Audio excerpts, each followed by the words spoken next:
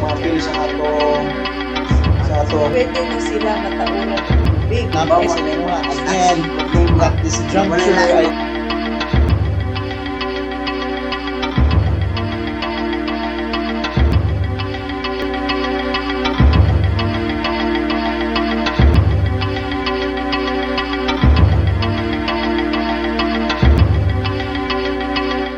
mga igala, kumusta? Mayong adlaw kayong tanan.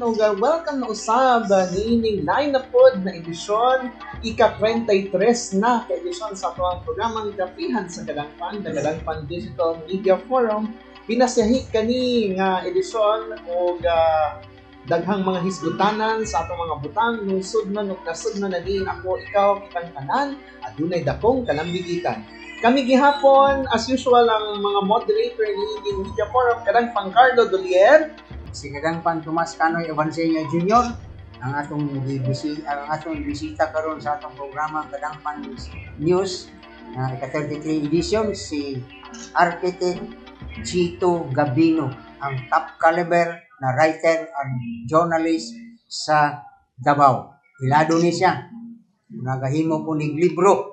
No, siya ang atong guest karon, ipahayag niya ang sitwasyon karon sa kahimtang ni Mayor Rodrigo Tatay Digong Duterte. Yes, Good morning, Architect, and welcome to our show. Good morning din sa inyo lahat at lalo na sa ating mga listeners and viewers. Yes, it's my pleasure to have you on this media forum. It's the first time, but this is a deeper discussion of all issues that matters most.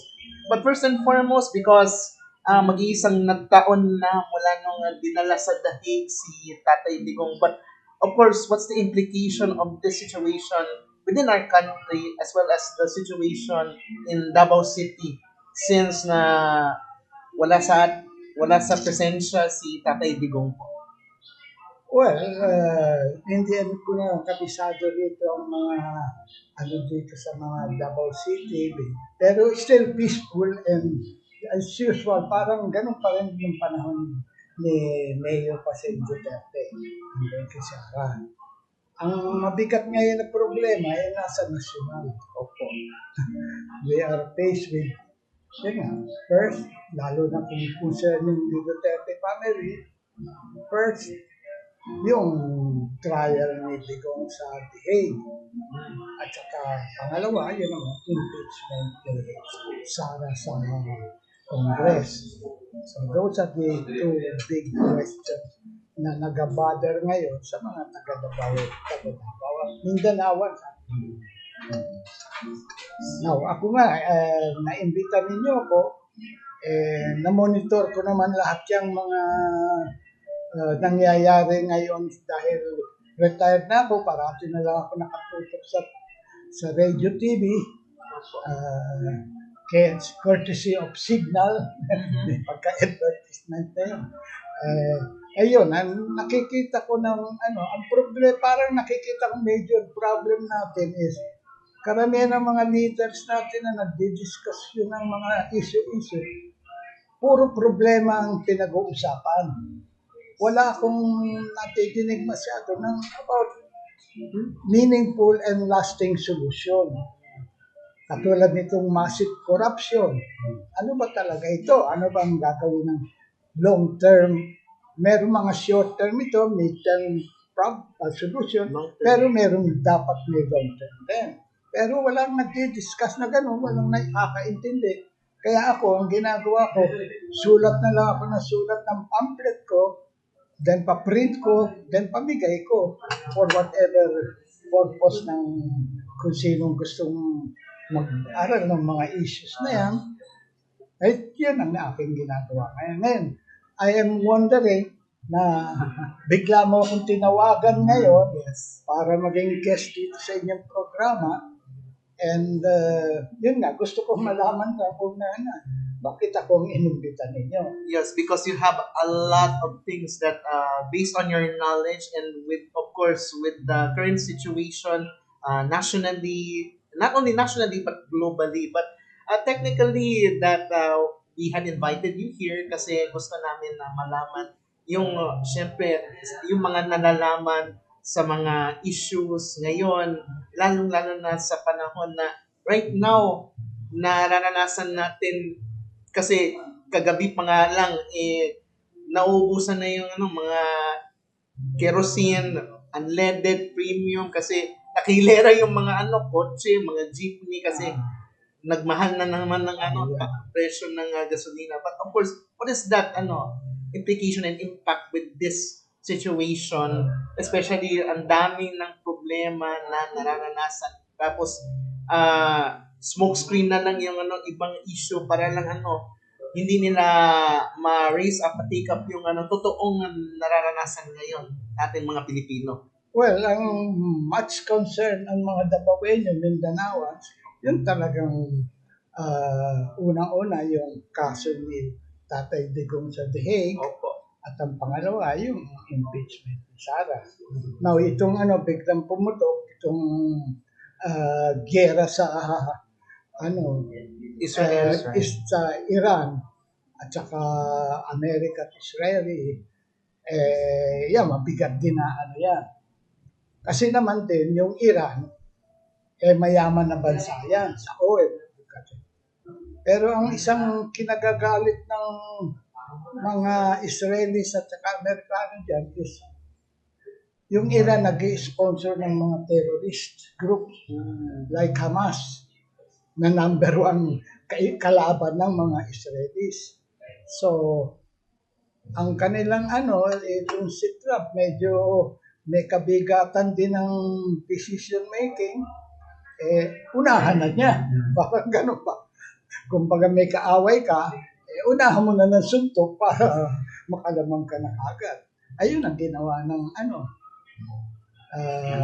ng Amerika ngayon. At yan, that trigger itong mga oil crisis na ito na wala tayong magagawa talaga kung hindi sumunod sa agos and try how we can really, ang dito talaga para kang magtitipid ng husto, yan, lahat ng move mo dahil tataasan lahat ng presyo.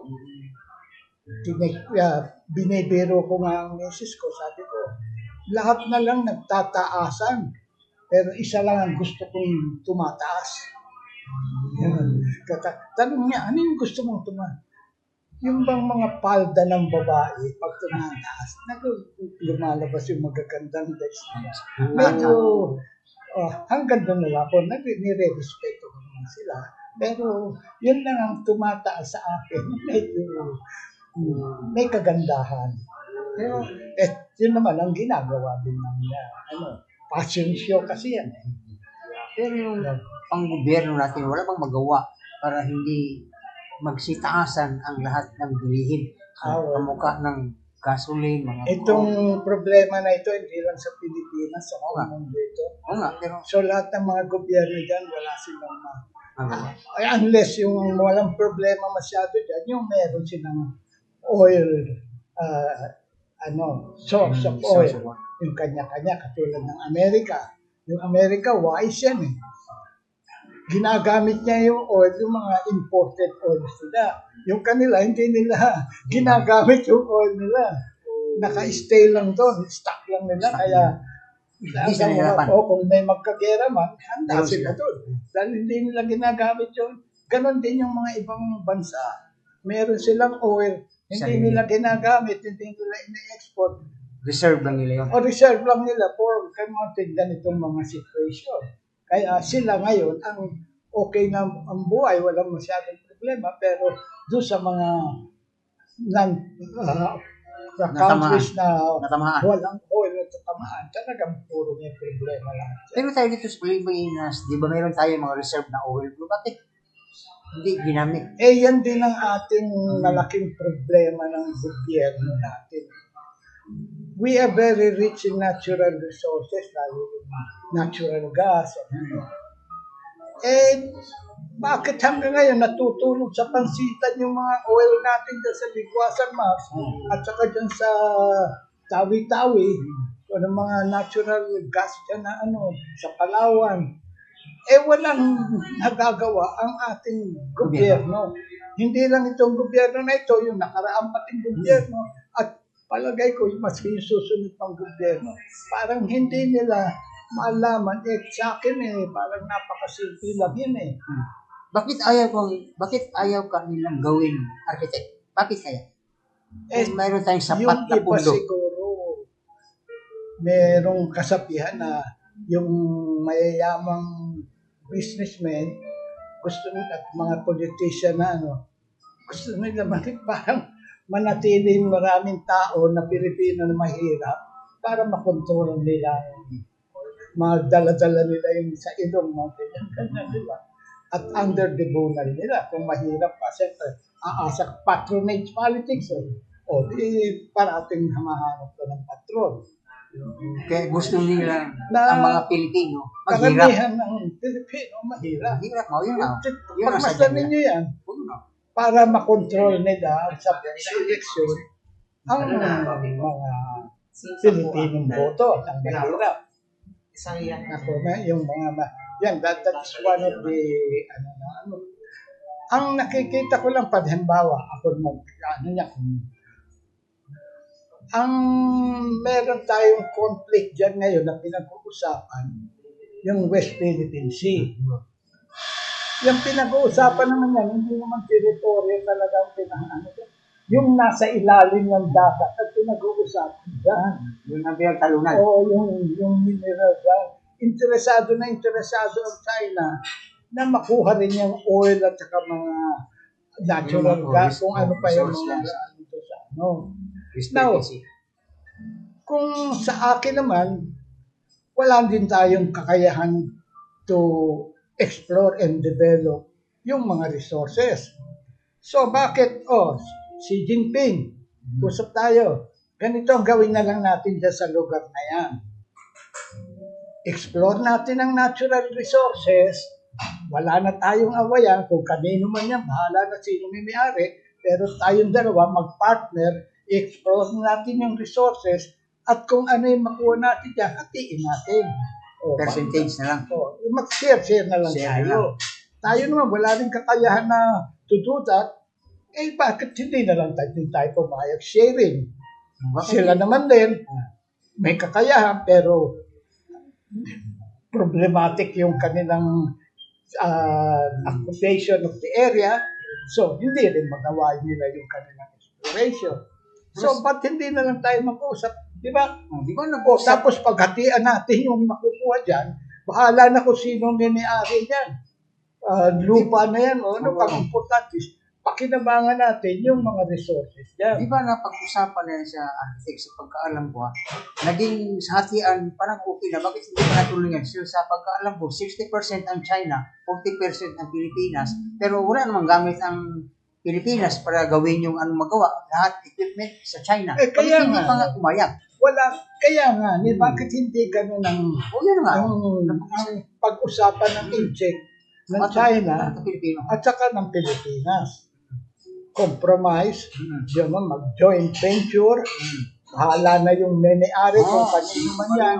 Huwag na nating pag-usapan yung ownership on sovereignty. Basta tayong dalawang magkasundo na mag-explore niyan. Di mapapakinabangan natin. Oo nga, yun nga. Sa pagkaalam ko, sa sharing, okay na yun. Pero ewan ko kung bakit natuloy. Kasi sa pagkaalam ko, 60 by 40. Ang unang-una ba, may natidinig ka ba niyan sa Manila TV, radio? Wala. Mga ganyan diskusyon. How to solve that problem? Wala, puro sabi, yung ambassador ng China, may sinabing masama. Ito naman, may sumagot naman. Ay, magkakaganon-ganon lang tayo. Kaya napakasimpleng bagay, hindi ginagawa. Hindi nagagawa. Kasi ewan ko kung anong nasa isip nila. Panay corruption. Siguro ngayon, natinig ng mga listener. Ngayon na sila nakadinig ng ganyan suggestion siguro. Siguro. Bakit tayo mag-aawayan sa ownership samantalang ang importante dyan yung exploration and utilization ng natural resources dyan. So, gawin na lang natin yung partnership. Magkatian natin. Madasosolve natin ang poverty rate sa Pilipinas and inequality. Matiwasay yung pamumuhay ng mga tao. Hindi yung awayan tayo. Hindi yung mag-awayan. Wala man siya makuha. Lahat talo dyan. Pag-awayan. Talo lahat. Siguro yan, palabasin ninyo ng gusto yan sa media ng yung klaseng solusyon na yan, para magising naman yung mga taga Manila. Oo.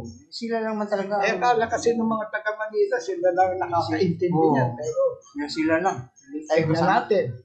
Pero yan ang isang is marami rin akong nalalaman sa bahay. Kaya ang mabuti yun at natin na pag-usapan. Isang issue na yun. Oo, sa issue. Anong issue ngayon ang gusto niyo? Itong sa about ito sa pag-impeach kay Sara, nasa kanila na lahat. Kahit ano lang kay Sara, binabato at problema sa Pilipinas na kay Sara. Medyo mabigat na talaga yung impeachment. Hindi madali-dali yan. Meron akong Idea.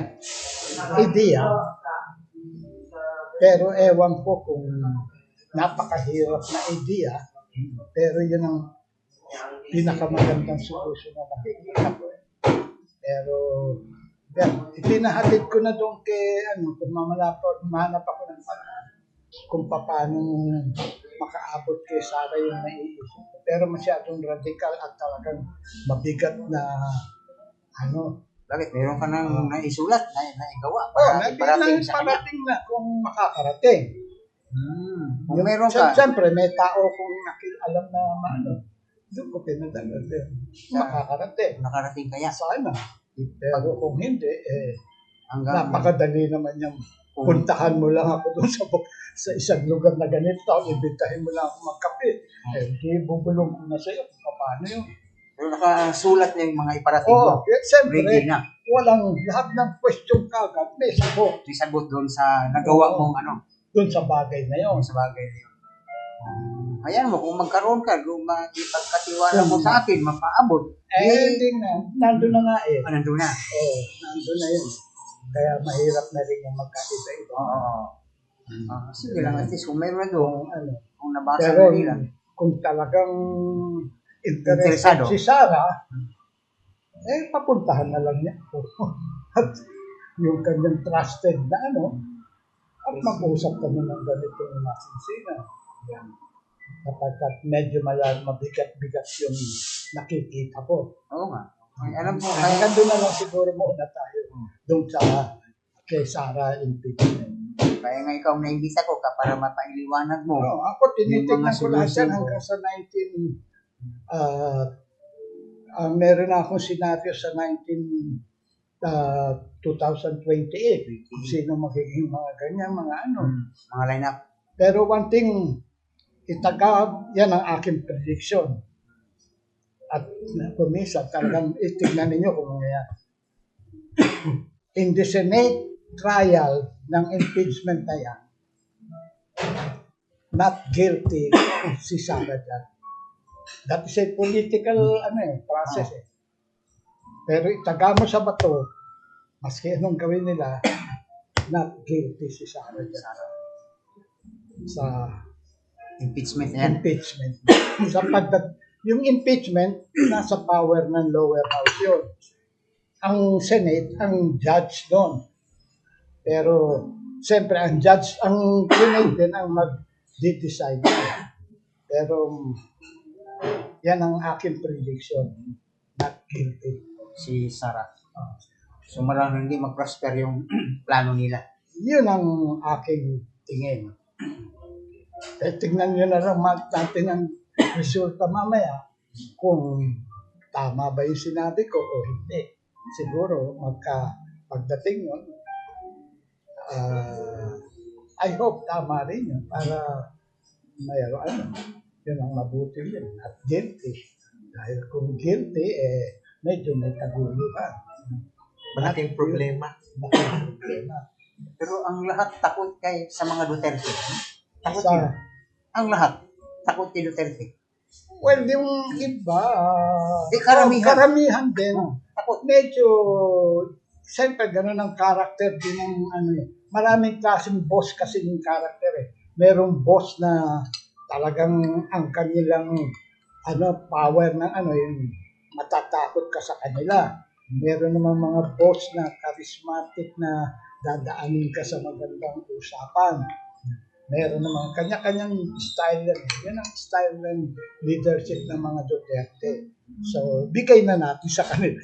Hindi natin mababago yung mga kanya-kanyang style yan.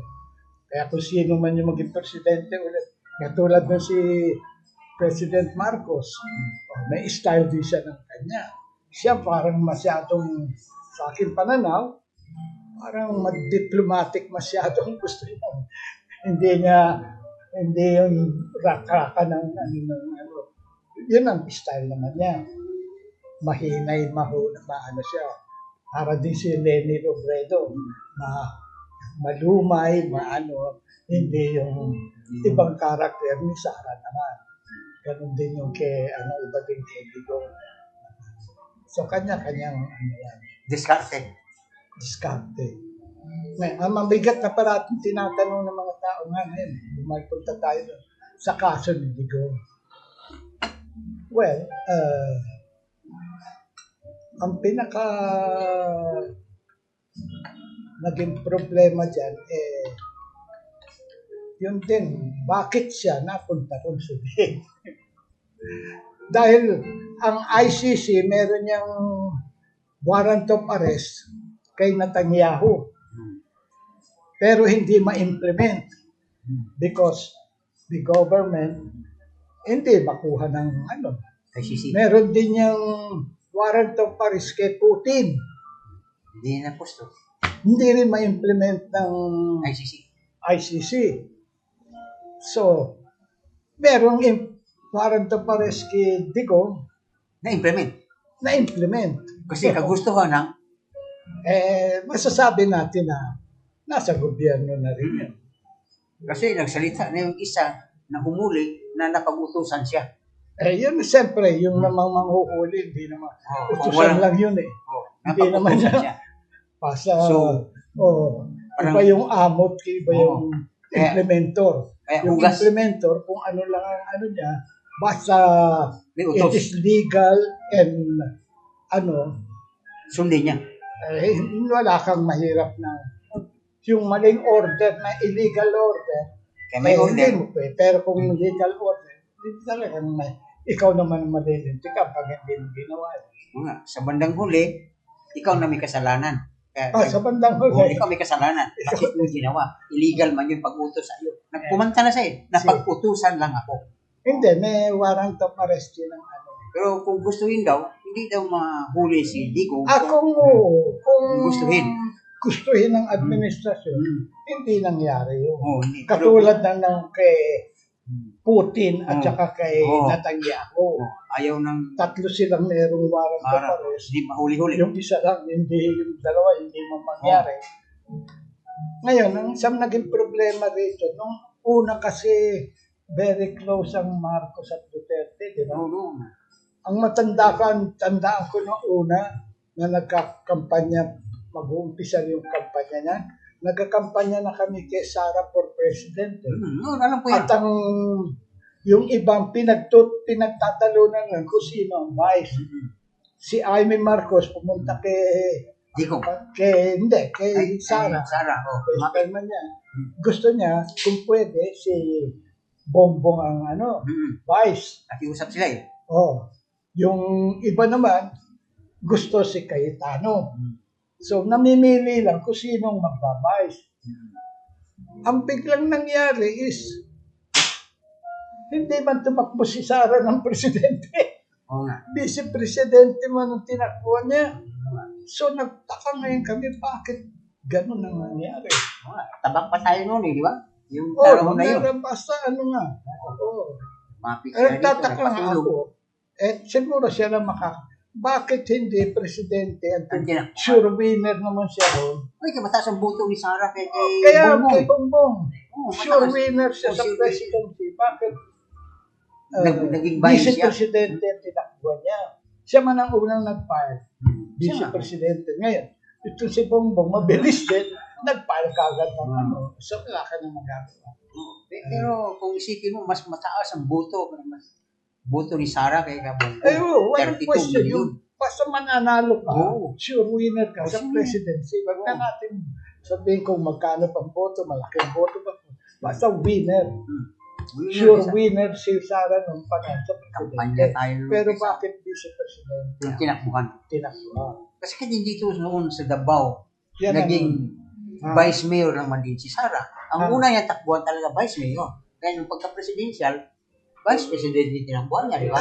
parang sa tingin ko, architect, parang kumuha siya ng idea ba kung paano patakbuhin. Pero Pero ganun sa isip ko.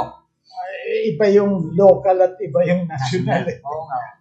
Kaya Yung, nabuhay, yung obra sa local, iba sa nasyonal. pwedeng hindi mangyari sa Sa nasyonal. national. Yun namang obra sa national, pwedeng hindi mangyari sa local. Kaya kailangan Pero kami, talagang nagkakampanya na kami. Sara Sa sa president. president. Yun man pagkaalam Ang mo. pinipilit, ay ano lang namin. Yung vice president. Yung vice, hindi na namin. Hindi na kailangan. Bahala na siya. Bahala siya. Biglang-bigla na lang. Sumulpot. Oo.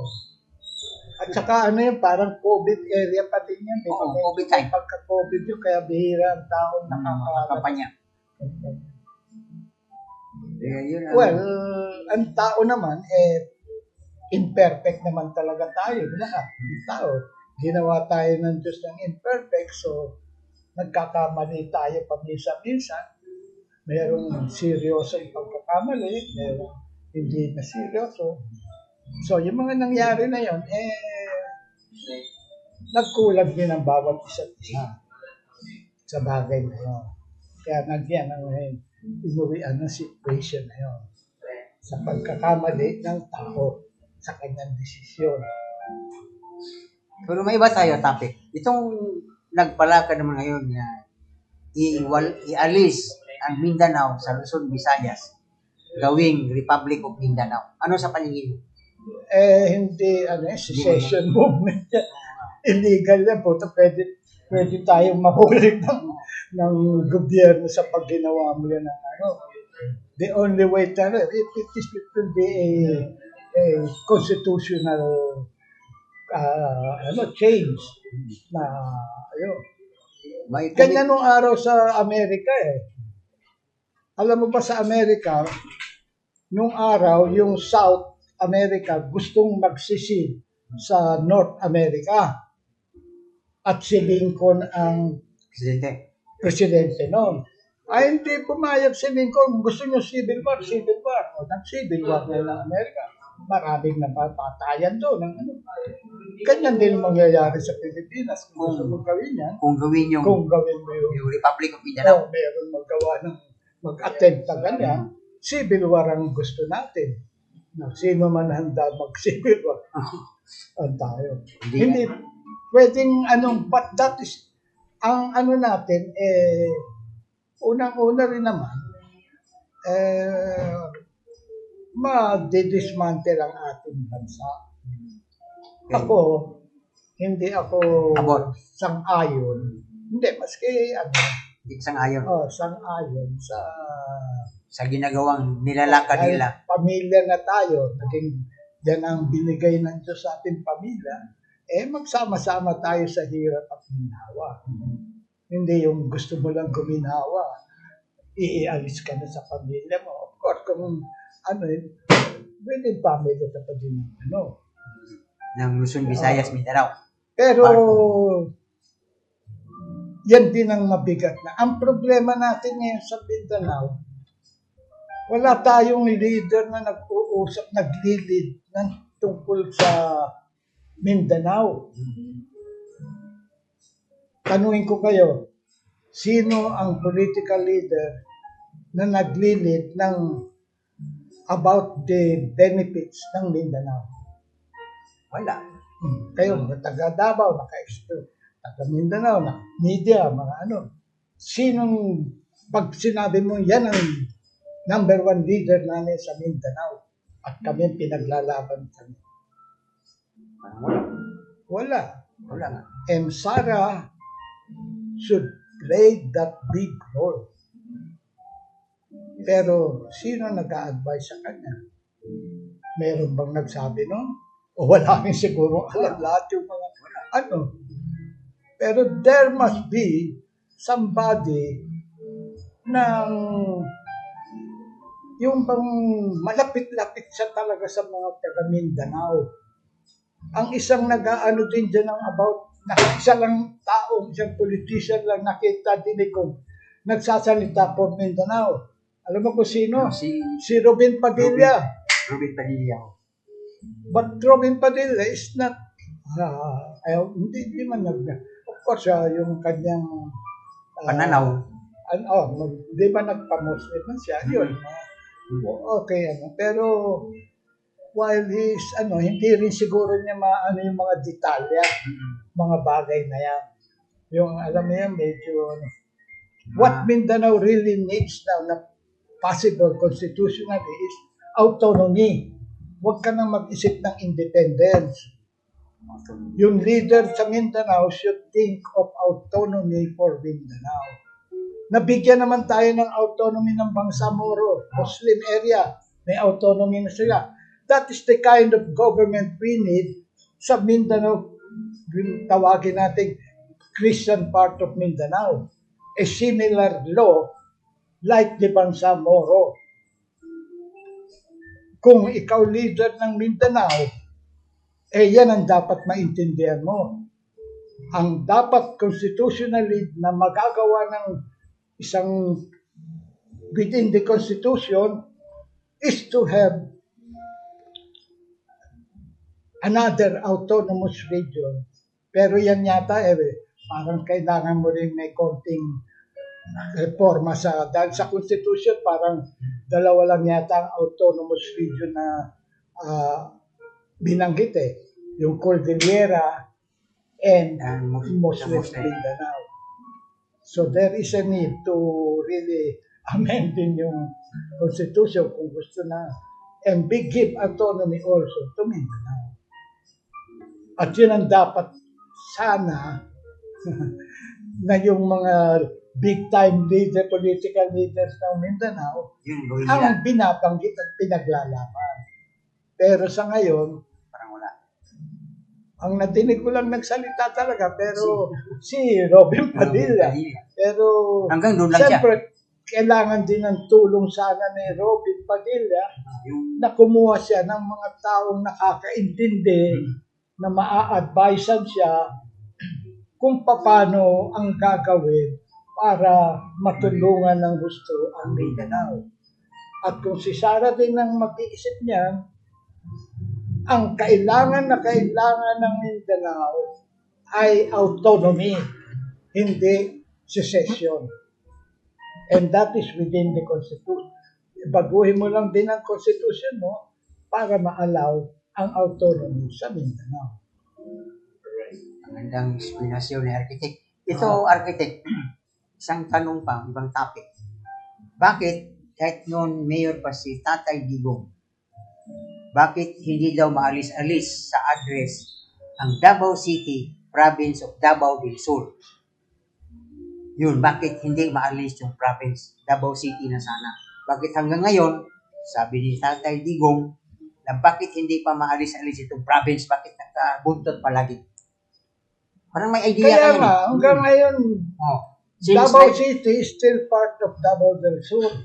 Province. Province. Sako pa ba tayo sa province? Parang hindi yata. Hindi, within politically, nandun pa tayo sa Davao City, Davao del Sur province. Hindi tayo, while we are a chartered city, nasa batas yun . The only way to is just yung mga congressman dito siguro tutulong sa pansitan, why don't you file a bill there na alisin na talaga yan. Chartered city na yan . Chartered city na tayo. Pero alisin na yung Davao, under Davao del Sur. Kapag yung Davao del Sur, meron sila. Gineremander na rin yung Davao del Sur. Meron na ngayon, Davao Occidental. Meron. Yun na ang ano ba. Tapos na question, kasi hindi daw siya pwedeng alisin. Sabi nila, kasi naka-template na. Anong naka-template? Nasa Constitution man lang yun. Yun nga daw. Hindi baguhin yung Constitution. Yun ang paliwanag. Kasimple man lang. Amendment lang yun doon sa Constitution. Wala mang You just have to amend the Constitution Kasi sa Constitution, as para sa inyo, hindi man ako abogado, pero nagbabasa rin ako. Dalawang autonomous region na nabanggit. Muslim area at saka Cordillera. So dapat ilagay din, ibanggit doon muna, yun muna ang unang gawin. I-amend ang Constitution at ilagay ng pangatlong autonomous region. Pag meron na yan, then the next step now is to file a bill creation. Yung So, hindi Mindanao. Yung madaling, Mindanao yun. Oh. Iba pa yung doon sa issue ng, yun naman sa city, hindi na kailangan baguhin ang constitution. Mag-file ka lang doon ng sa Congress. so yun ang pinakamadali. Kasi may nagsabi, Hindi naman sa yun ang legal. yun ang legal. So, may nagsabi kasi nga, hintayin pa muna kung sino maging presidente, siya na makapaalis. Pero yan ang pinakasimple lang pala, yun lang pala. Yun na ikwento mo ngayon. Kung makumbinsi, siyempre kailangan din ng basbas ng presidente. Ang presidente nga, Alam mo naman lahat yan eh. may basbas. Oo, pero yun naman klaseng ganun eh. I don't think na apaka ironic naman ang presidente tutuloy pa yun sa aalisin na. Kasi Mapupulaan ng presidente no. naka-template na rin, hindi na pwedeng tanggalin. Wala Yun yung lang pala. template. Di baguhin ng template. Di, Simple alam mo na ngayon, kadangpan Carlo, iba sa explanation, iba, di ba? Sa Sino explanation. anong explanation ng iba? Kasi hindi na pwedeng galawin unless ang presidente ang magbago, alisin niya yun. Yun ang sabi. Pero ngayon, sa explanation mo, iba. Congress ang gagawa mo. Yun nga, Wait. kasi, Siyempre, yung congressman ng gagawa. natutulog sa pansitas ng Magising na Davao siya. City, sila mag-file ng bill doon. Yun nga, oh. And then they try now to, siyempre mag-PR ka rin na walang objection din ng presidente. Siyempre supported, iba na yung merong blessing din ng presidente. Mas mabilis. Pero kung legally, it's only the act of Congress. Yun lang pala, madali. Di ba, kadangpang Carlo? Sa explanation, nakinig tayo, di ba? Bakit gano'n, di ba? So ngayon, sa explanation Ewan mo, ko sino nag-explain mo. yun nga, marami na nag-approach na alisin talaga. Hindi daw basta-basta maalis according to them na kailangan presidente yung makapag-alis. Yung pala sa explanation mo, iba eh. Gagawa lang ng yun na. Mas kung gusto ng presidente, kung ayaw ng Congress, walang magagawa ang presidente. Yun ba? Kaya kadangpan Carlo, alam mo na ngayon. Kasi yan ang isang kuning malaman. Kasi interested ako sa ganun na bagay. Kaya, Bakit hindi maalis ang province of Davao del Sur sa Davao Para City? tayo siguro ng programa. Itanong mo kay Chito eh. Pwede. Pwede, itanong mo kay Architect Chito. Ganun. Darating yan sa Tanong mo kay Chito na lang. Para meron yung kasi- mo kay isumbong mo kay Tulfo. Sumbong naman yung kay Kasi sa pagkaalam ko, Architect, nung kasama pa tayo sa tabak, alam kong marami kang nalalaman. Sa ating grupo, ikaw yung pinakamaraming alam. Ikaw yung nag-i-explain. Kaya nag-radio tayo, nag-sky table tayo, tabak program natin. Ikaw laging sinasandalan. Di ba? Siguro, blines tayo ng Diyos ng ganyang merong konting talento na dapat gamitin sa kabutihan. Yun nga, But yun na, ina-assure ko sa mga nakikinig, yung talentong yan, ginagamit ko sa kabutihan. Matagal na ako sa gobyerno, pero hindi ako nagkurap. At dahil na alam kong masama kaya hanggang ngayon, doon lang ako sa maliit na bahay ko katira. Maraming okasyon na tinetemptar ako dyan sa pero ayaw mo. mali. Mali nga. Ako wala akong loyalty sa tao eh. Sa katotohanan, kung minsan nga, wala sa akin yung mga taga-Davao ka, taga-ganyan ka. Anong klase kang tao? Yun. Yan ang akin. Gumagawa ka ba ng mabuti? O basta ikaw, tama ang ginagawa mo, loyal ako sa'yo. Pero the moment gumawa ka ng hindi ng tama, It's a hindi na pwera ako ka. loyal. It's a pwera ka. Ibang usapan na yan. Ibang usapan na yun. Kaya nga, naimbita kita kasi At ganun din naman ang ginagawa ko sa sarili ko. hanggang ngayon, Kaya kung meron kayong matitinig sa aking ginawa kong kamalian, pakisabi niyo sa akin at sabihin ko, kung nagawa ko yun, pasensya. Hingi Nabigla ako ako. ng tawad. nabigla ako. Oo, nabigla ako. Dahil sa pagkatao tayo. Pagkat tayo tao lamang. Pero ako, buat nung nagsama tayo sa tabak, wala akong masabi sa'yo. Ikaw nga ang iniidolo ko.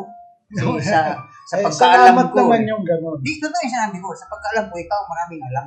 Mayroon kang gustong malaman. Tanong mo kasi kay mahilig- Chito Gabino. Mahilig kasi ako magbasa eh. Yun ang isang ano na hindi ginagawa na ng marami. At saka meron akong panahon na ngayon. Kasi, yun nga, nag-retire na ako matagal eh. So, yan ang ginagawa ko. Basa ako ng basa, sulat ako ng sulat. Yan ang exercise namin. Kaya hindi wala akong dimension ng ano yun. Oh, 91 na ako ngayon eh. 91 Akala na. nila eh. Siyam na taon na lang. 100. Meron ka ng 100,000. Mas matanda pa ako kay Digong ng 10 taon eh. Oh, 81 si Digong Oh, is kaya coming nga. Saturday. Oh. 20. Kaya mas matanda si Digong. Mas matanda ka kay Digong. Oh, 10 taon ang 10 tanda ko. taon. Kaya nga na...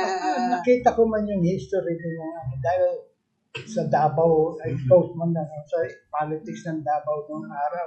Unang-una dyan eh. Because trabaho man din ako sa mga mayors dito noong araw. alam ko yan kasi nagsama tayo sa tabak. Ilang taon tayo sa Kaya tabak. nga.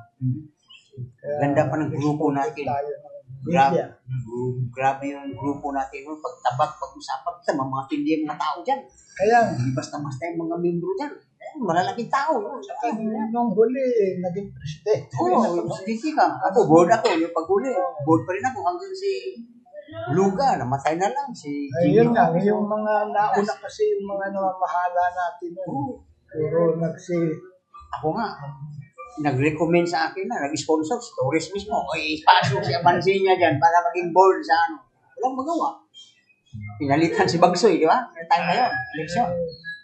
So, kaya, ganun lang. Kasi may tiwala din sila sa akin na, bumalik na tayo sa mga Oh, issue pa issues, ngayon. Ano pang hindi, kung may oras pa tayo, kadang pang Carlo, meron tayong oras, Oh, meron pa number tayo one isang problema ng bansa ngayon, korupsyon. corruption yun, isa. Yan ang Yung flood control. pinag-isipan ko mabuti. Mhm. At wala akong nakikita na yung corruption, dapat yan merong short-term solution, mid-term solution, long-term solution.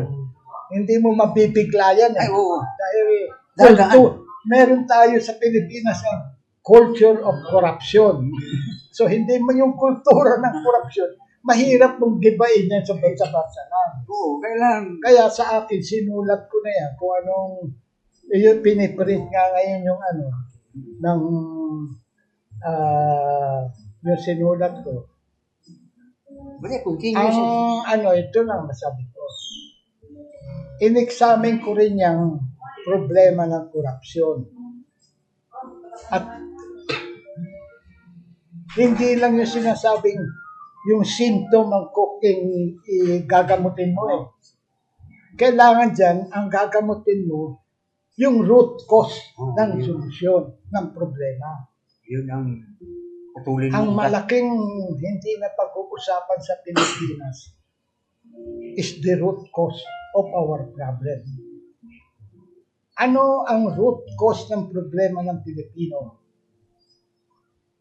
Ang root cause ng problema ng Pilipino, we have a continuously degrading spirituality and morality. Corruption is an issue of spiritual matter. Pag hindi ka spiritual, magiging corrupt ka. Wala yan sa'yo. Pag spiritual ka, Wala Ikaw, corruption. Ayaw yan mo din, ma-involve. naka-experience niya ako ng ganyan. Pero, yun ang ano. So, ano ang solusyon? Ang long-term solution is a peaceful cultural revolution. Yung China, nagkaroon ng araw na kaya nag-progress ang China kay Mao Zedong, pero violent Oo. cultural revolution. Maraming pinapatay si Mao Mao Zedong. Zedong. Mao Zedong yung pangalan pala, hindi Mao Zedong. Mao Mao Zedong. Z-E-D-O-N-G. Mao Zedong. Yun. Pero yung sa atin dito, kailangan peaceful way, Christian way. Christian way. And ang Christian way yan, a peaceful cultural revolution. Yan ang pinipaprint ko ngayon na pamphlet. At later on, siguro, tinanong ko nga, pwede ba yung first draft ng manuscript ko, itong buwan na ito, 1 month, bigyan kita para maski draft, Ma-discuss. mapag-usapan natin. Oo, pwede. Yun nga, maybe in 1 month's time, you get in touch with me, meron na tayong draft, mapakita na yun. Hindi na kailangan yung final printing. So, draft lang makita. At least, Yun ang aking sinasabi kong iiwan kong legacy sa inyong mga kapatid. Ang akin ngayon kung ano yung mga nasa tingin ko, natama. iiwan ko sa inyong mga kabataan. At kayo na ang bahalang magpatuloy. Yung mga nakikinig kayo ngayon, yan, kung mababasa ninyo yung pamphlet ko, yung mga ideas na may mga long-term na, iniiwan ko na sa inyo para kayo na Ang mapatuloy. magpatuloy ng pagsolusyon. Madali mo lang kami Lalo makita. na yan, peaceful culture is a long-term. Solution. Pero meron niyang short-term. Ano ang short-term? Yan ang magagawa natin kagad ngayon. With short term. Na pati ang dapat mga gobyerno. Alam mo, ito ang masasabi ko rin sa kailangan po lahat ng ating institusyon, leaders of our institution, mag-usap-usap, magkaroon sila ng summit tungkol sa problema ng bansa natin. At pag-usapan nila kung ano ang mga magandang idea na gagawin. Pero wala, parang natutulog lahat ang leaders natin sa simbahan, sa business, sa gobyerno, Lahat. sa education. Parang natutulog sa pansitan lahat. Dapat yan magkaroon kayo ng summit, mag-usap kayo kung paano susulbarin ito. Ngayon, Ang ano na yan. ngayon may mga summit nga, pero Wala pag-usapan, iba yung kung ano-ano. kaikikan lang. Wala. Kung ano-ano yung summit-summit na yan. Gastos lang, di ba? Kung Pera. ano-ano, pipitsugin, mga Wala. pipitsugin yung mga pinag-uusapan. Wala. Yan ang ano ng isang, you can call for a summit niyan, mga NGOs, mga media, at pag-usapan. Mga konti man lang yan, mga 50 delegations kayo, mag-usap ng isa bang araw, dalawang araw, tatlong araw, pag-usapan, and then come out with yung isang magandang talagang dapat gawin ng mga tao ngayon, short term, mid term, and long term. At perhaps yung aking suggestion, i-digest nyo rin, bahala na kayo dyan. That is at least you have a working paper. May mas mabuti na yun. Kung makita nyo you have a better, superior idea na more than my idea, edi yun ang i-adapt ninyo. Right. Sir Chito, I will throw in the last question because I believe that this is still a long problem kay alam natin what we had said earlier na nagtataasan naman ng presyo ng langis. But of course, there was a suggestion na itanggal na yung provincial wage, lalo na dito sa Davao yung sweldo because kulang na kulang talaga, no? But I don't know if it has been taken up, if you would see na halos lahat ng mga panawagan, pero the term is very shallow, no? Kasi hindi maganda magiging epekto dahil kung taas ng yung minimum wage, mabangkarote naman ang pondo. But I don't know if this will be in the long run na parang i-implement nila yung national na wage, yung parehas sa sweldo sa national, parehas din dito. Ayan, kailangan talaga yan isang grupo ng mga economists, financial expert, mga dahil masyadong interlink yan Pag pinag-usapan mo sweldo, maraming factors yan Hindi ako ang pagkaalam ko lang, dapat iba-ibang discipline, magsama-sama yung nakakaintindi tungkol dyan. And dapat yan siguro gawin ng national government ang usapan na yan. Siyempre, ang problema, sponsor mo yung meeting yan. Meeting yan. Pag-uusap-usapan talaga yan as to anong klaseng magagawa natin bagay para dyan. Sa anong Yung paraan mga natin. nakakaintindi na hindi yung mga yung mga financial expert dahil funding yan eh. Paano Saka, gawin? yung mga sa labor naman. Kasi pag pinag-usapan yung think of laborers, then lahat yan mapag-anuhan nila. Ngayon, mahirap na lahat. Hindi mo pwede. Ngayon, pagka, I don't think na may isang tao na alam na lahat ano magiging solusyon ng yan. Masyadong maraming determinants eh. Kailangan yan. Problematic eh. Pag-usapan din. Yan ang kulang natin ng grupo ng mga yung pinag-uusapan, yung mga problema. Walang discussion. Madami sa atin mahilig sa debates eh. Hanggang debate lang. Ako sa mas fruitful kung discussion session ang mga ginagawa. Pag-usapan mo. Pag-usapan. Para yan bagay. Sa ngayon, ang maging magawa lang ng taong bayan is dahil sa mahal lahat bilihin, di makontrol yan, ang gawin natin ng mamamayan, diskarte na lang tayo para mabuhay. Talagang Tapos, yung tamang diskarte. yung diskarte nga. May maliting diskarte. Yung tamang Yung diskarte. gawin natin yung tamang diskarte na hindi ka mapasubo sa buhay mo. Yun lang. Wala ka na ibang magawa. Magsitaas ang taas yan. Hindi mo makontrol. Hindi mo mapababa. Ito ngayon, mag-81 ang gasoline, ang diesel. Kahit magbaba na ng balik ng 50, hindi na yung mangyari. Tutuloy-tuloy na yan hanggang mawala tayo sa mundo. Kaya habang buhay tayo, didiskarte na lang tayo sa mabuting paraan. Na wala kang tinapakan, wala lahat. Para hindi ka masingil. Diba? Architect? Kaya siyempre, dapat moral, legal. Yan ang dalawa. Yan, dalawang yan. Every time meron ka, is it legal? Is it moral? Before you make any decision, dapat tatanungin mo. Legal ba ito? Moral ba ito? Ano ba ito? Moral ba yan? Isip ka ng maraming beses. Kung ganyan ang isipan mo before you make decision, marami kang problema hindi ma-create. Kasi kung minsan nakala mo solution, but you're creating a problem more than a solution. Dagdag problema na naman. Dagdag problema pa yan. Love to expound yan ang mga karamihan instead of solution ng dagdag problema pa na pag-isipan. Kasi yun nga, hindi, is it moral? Is it legal? Kung hindi mo kung yung mga leaders lang natin na nagkakaproblema ngayon, kung yan lang ang ginawa nila, is it moral?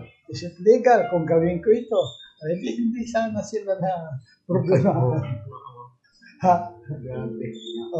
Ang problema mo, pag leaders ka, saka hindi mo tinanong yung sarili mo, is it moral? Is it legal? Baka maproblemahan ka talaga. Baka sa... Yan ang karamihan ng leaders natin ngayon, parang ganun nga ang basta kung hindi yun ang tanong daw, ano sa akin dyan? Magkano sa akin? Magkano sa akin dyan? Ilan ang akin dyan? How will it benefit dito? Yan ang mga question ng mga... Kaya nagkakagulo tuloy ang bansa natin. Hayaan mo, bigyan ko kayo ng malitang pera. Tahimik kayo. Buti nga kung may laman yung maleta. Malita lang nga.